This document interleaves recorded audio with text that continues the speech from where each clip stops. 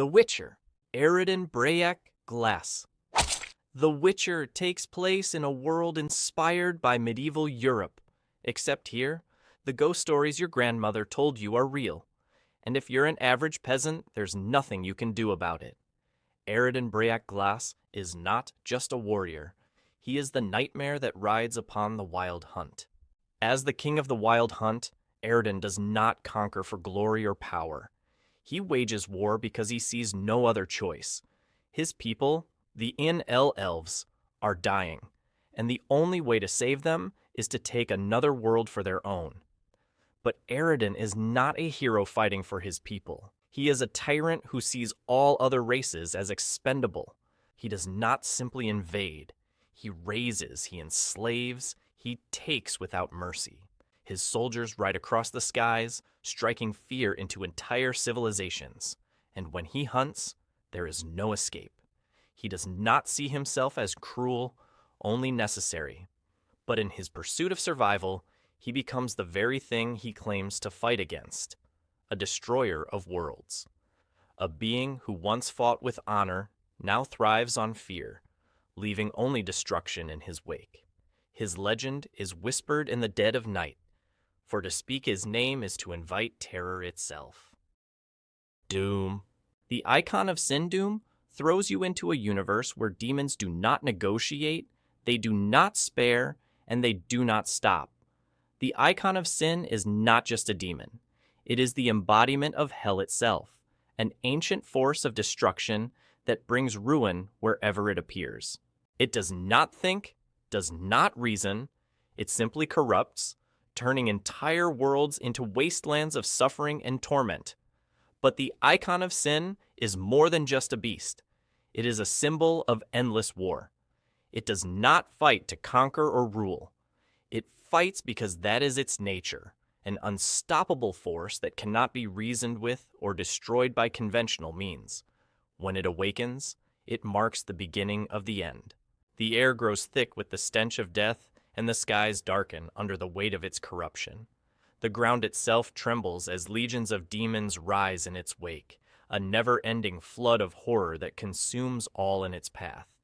And the only thing standing between it and the fall of humanity is the Doomslayer, the one warrior who refuses to bow, refuses to fall, and refuses to let hell win.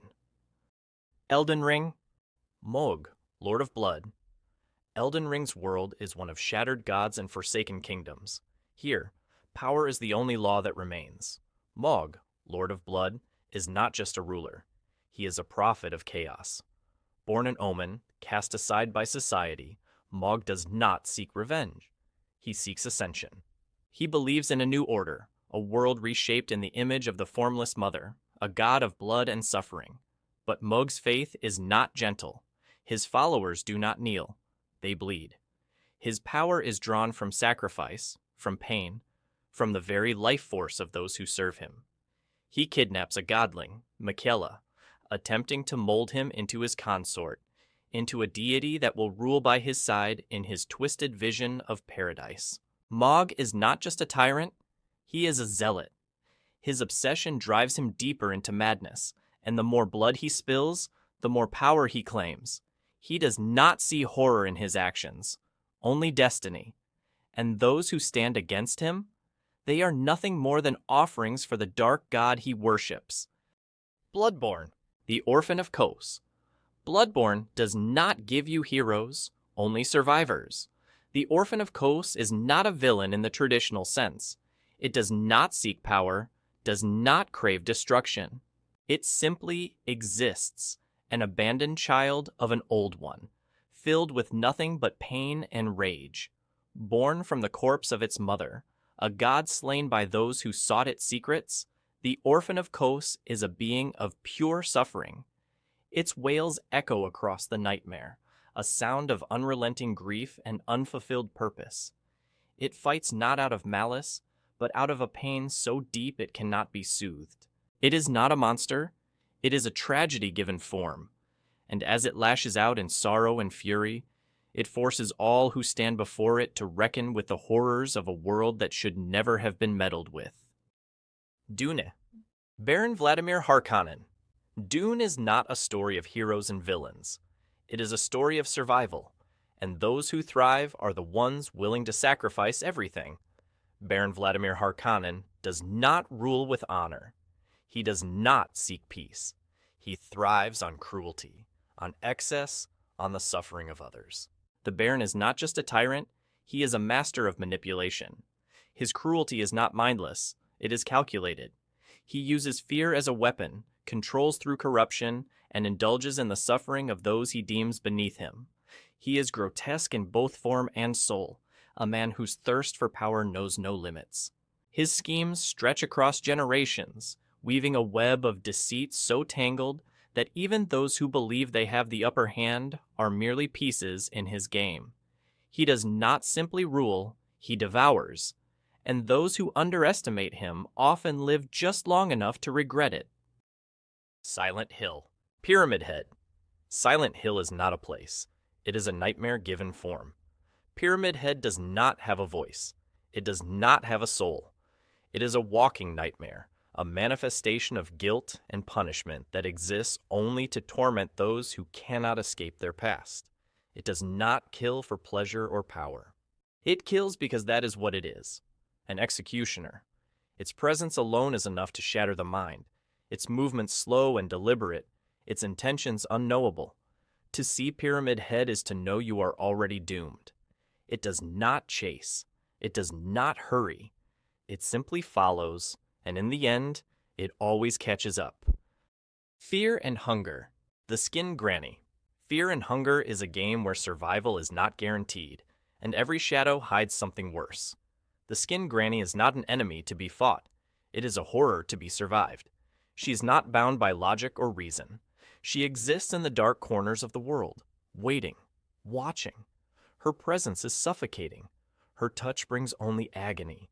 She does not whisper threats. She does not need to. The knowledge that she is near is enough to drive even the bravest to despair. The Simpsons. At first glance, The Simpsons is a bright, satirical comedy, a world of yellow-skinned cartoon characters and over-the-top antics. But beneath the humor, some figures cast shadows darker than any ghost, any demon, any supernatural horror, and none loom larger than Charles Montgomery Burns. The Simpsons may seem like a comedy, but some of its characters hide a darkness far greater than any monster. Charles Montgomery. Burns is not a demon or a god. He is not a supernatural force or a warrior of chaos. He is simply a man who has lived long enough to see kindness as a joke, morality as a weakness, and power as the only thing worth pursuing. Burns does not kill with a sword or with claws. He kills with money, with influence, with indifference. He is the embodiment of unchecked greed, a relic of an era where the rich feasted while the poor withered. He does not need to break laws. He simply bends them to his will. Every failed safety inspection, every poisoned river, every ruined life is just another cost of doing business. He owns the police, controls the politicians, and wields his fortune like a weapon. Springfield is his playground, its citizens nothing more than disposable assets. And as long as there are those who can be bought, those who can be controlled, his power will never fade. Suggest more darker universes in the comments. Part 8 is going to be even darker, so subscribe now.